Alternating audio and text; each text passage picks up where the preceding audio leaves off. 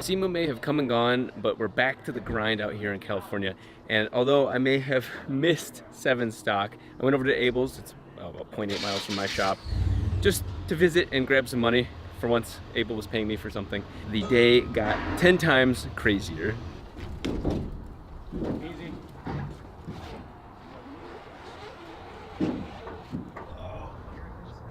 Good to go.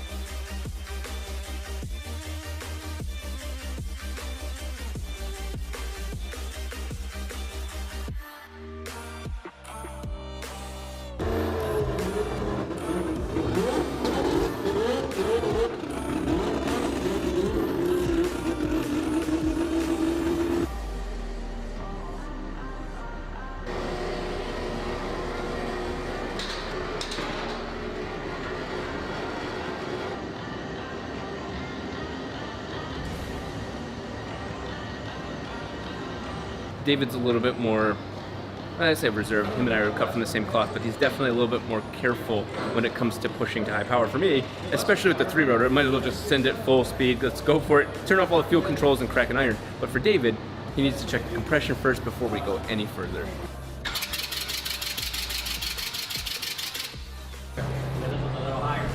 Probably because it's cooling down. Yep, thank you. Yeah, good. Okay, straighten up. There you go.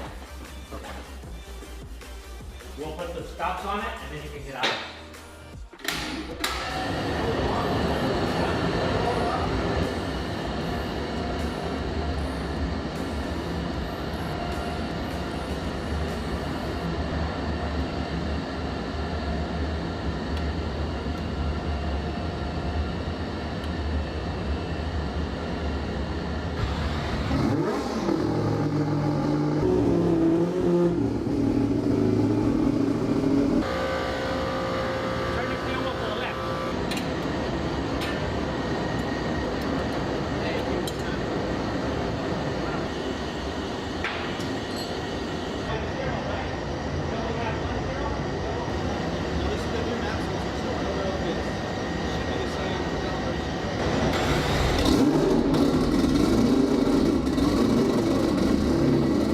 Just like every single one of my dynos, there's a lot of time spent getting the car ready for the dyno. There's no exception here, especially considering how insane and unique this engine is. You can imagine the number of hours that I have footage of the car idling, testing the tune, testing the idle, going back, on, off. That's all part of the process of putting such a unique car on the dyno. Right now they've been working on timing. Timing's been very, very sensitive on this car, and it seems like it's giving them a little bit of trouble. Of course, if anybody can handle problems like this, it's Abel.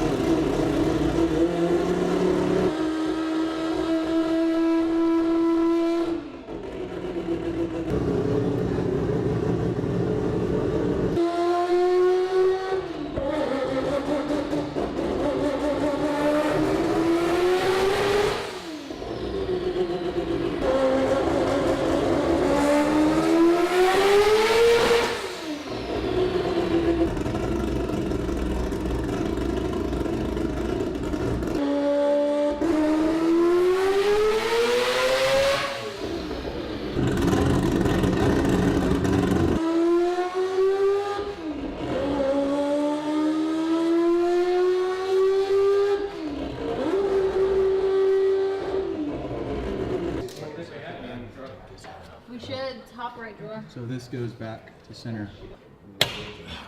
That was it? Yep. No, I think you went all the way over. No, I didn't go all the way over. Yeah. The issue that just happened is that while Abel wasn't particularly used to this style of transmission, when you use the clutch, the dog ring can actually stay engaged in the previous gear. You move to the next one and the transmission's just all freaked out. The guys pulled the plate off of the transmission, pulled the gear, or pulled the dog back out, so now the car is basically in neutral again.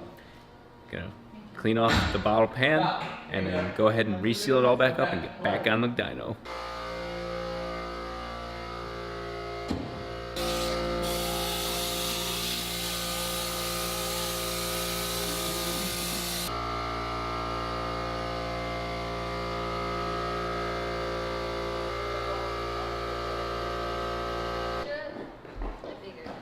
Dude, why don't just smear it on there, but...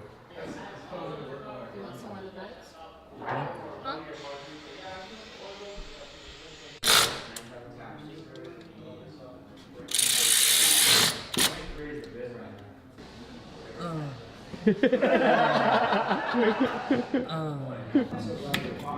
They're back in business. They got the fluid back in the transmission. And it is time to strap her back up.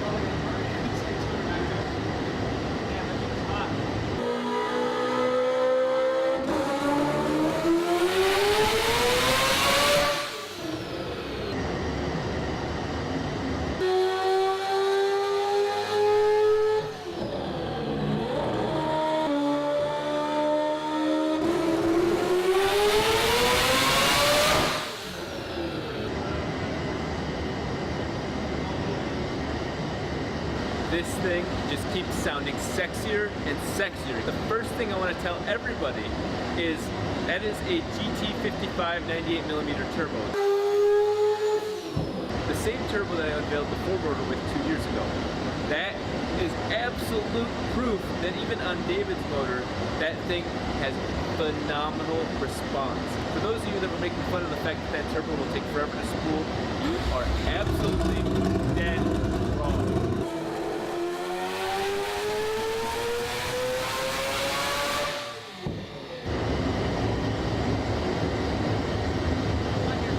Burnouts on the dyno.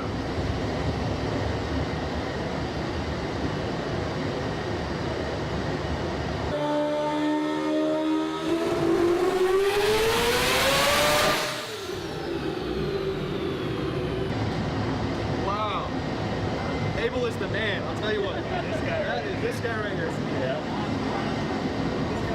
This guy. You guys are awesome, man. Good stuff, man. Wow. Damn, 20 pounds boost. It's actually 2 psi less. It reads a little high. The night went on so long that my original camera battery died and I didn't expect it to be even used that much. This car really performed well and made just shy of 1,000 horsepower. And that is not the limitation of the car. That was just where everybody agreed to stop before pushing any further. You know me, and I don't know my limits. David thankfully has a car that runs perfect. This thing kicks ass, and he can drive it off the dyno and onto the streets of Birmingham.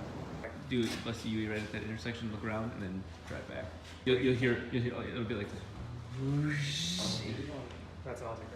The red ramps, you guys came up and on?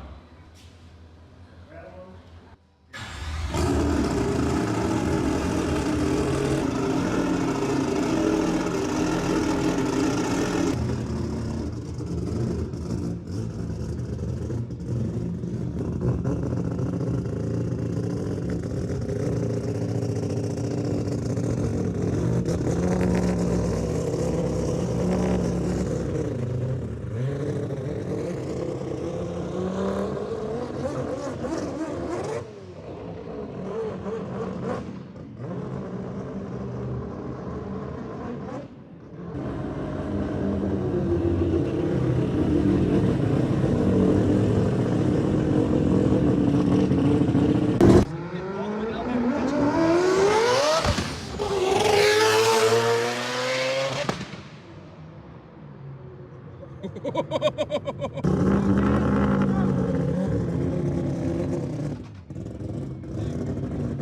haven't taken a shower in 2 days. SEMA's done and over, and here we are at 3, 4 in the morning, and my energy level has never been higher. The sounds of the 4-rotor are just intoxicating. It sounds like the 787, but modern. It sounds like it was more engineered, and oh my god, does it get me excited for what's next. It just kept pulling. Like you could put that turbo at easily 30